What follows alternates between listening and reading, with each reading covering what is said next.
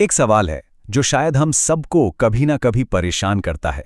Salary तो बढ़ रही है, पर पैसा जा कहाँ रहा है? आज हम इसी पहेली को समझने वाले हैं, बढ़ती सैलरी और उससे भी तेज भागती महंगाई की इस रेस की असली कहानी। ये सवाल तो मतलब हर किसी के दिमाग में आता ही होगा, है ना?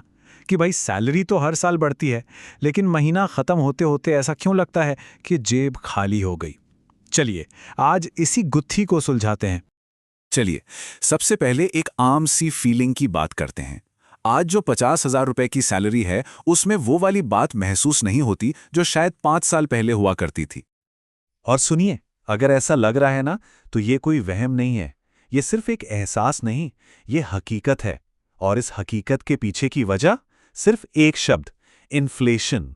जी हाँ, महंगाई। तो चलिए इस महंगाई को ना जरा करीब से देखते हैं, कुछ रोजमर्रा के एग्जाम्पल्स के साथ, ताकि ये सिर्फ एक भारी भरकम शब्द ना लगे। अच्छा, जरा याद करके बताइए, कुछ साल पहले दूध का क्या भाव था? 2015 के आसपास जो दूध 35 रुपए लीटर मिलता था, आज वही 60 रुपए के भी पार है। ये तो रोज की जरूरत है और इसका असर सीधा हमारे बजट पर पड़ता है। और पेट्रोल, इसके बारे में तो क्या ही कहा जाए। जो पेट्रोल 2015 में करीब 65 रुपए का था, आज वो 100 का आंकड़ा पार कर चुका है। तो साफ है, महंगाई सिर्फ किचन तक ही नहीं रुकी है। बात सिर्फ जरूरत की चीजों की नहीं है, हमारा एंटरटेनमेंट भी तो महंगा हो गया है।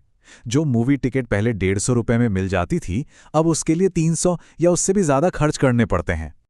तो मतलब क्या हुआ इसका? मतलब सीधा सा है, कागज पर भले ही किसी की सैलरी बढ़ती हुई दिखे, पर असल में तो सामान और सर्विसेज की कीमतें भी लगभग डबल हो गई हैं। यानी खरीदने की ताकत, जिसे हम परचेजिंग पावर कहते हैं, वो उतनी नहीं बढ़ी जितनी दिख रही है। अब आते हैं असली मुद्दे पर। सैलरी हाइक के पीछे का सच क्या है, इसका मैथ समझते हैं, क्योंकि ये जानना बहुत जरूरी है कि असली ग्रोथ हो भी रही है या नहीं।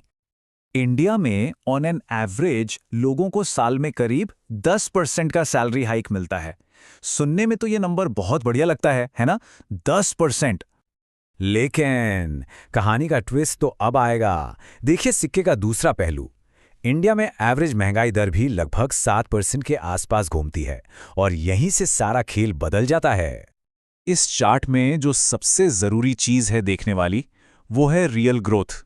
अगर सैलरी 10% बढ़ी और महंगाई 7% बढ़ गई, तो असल में खरीदने की ताकत सिर्फ 3% बढ़ी। यही है वो असली कमाई, बाकी सब तो आंखों का धोखा है। तो इसका फॉर्मूला बहुत सिंपल है।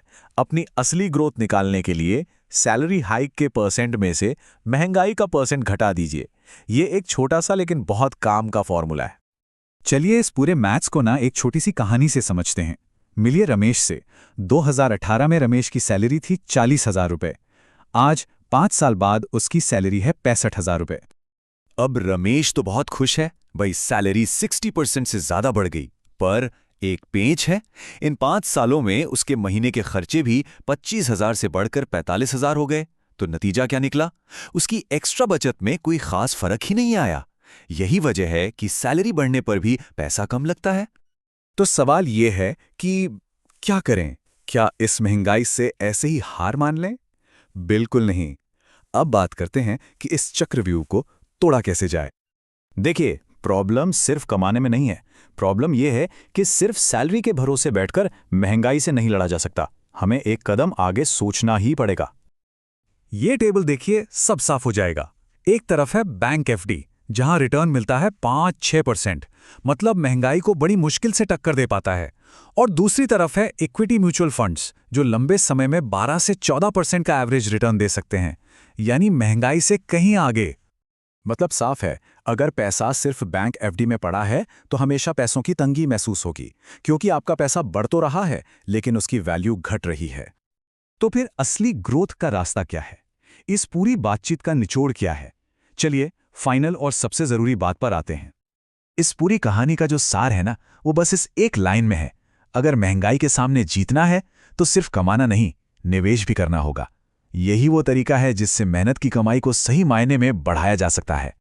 तो बस अगली बार जब सैलरी हाइक की चिट्ठी हाथ में आए, तो सिर्फ उस बड़े से नंबर को मत देखिए। खुद से ये सवाल जरूर पूछिए, क्या मेरी खरीदने की ताकत सच में बढ़ रही है? क्या वो रियल ग्रोथ हो रही है? और जाते जाते एक सवाल आपके लिए, जरा सोचिएगा कि सैलरी हाइक का सच में कोई फायदा होता है या महंगाई आकर सारी खुशी छीन ले जाती है। इस पर सोचना बहुत जरूरी है।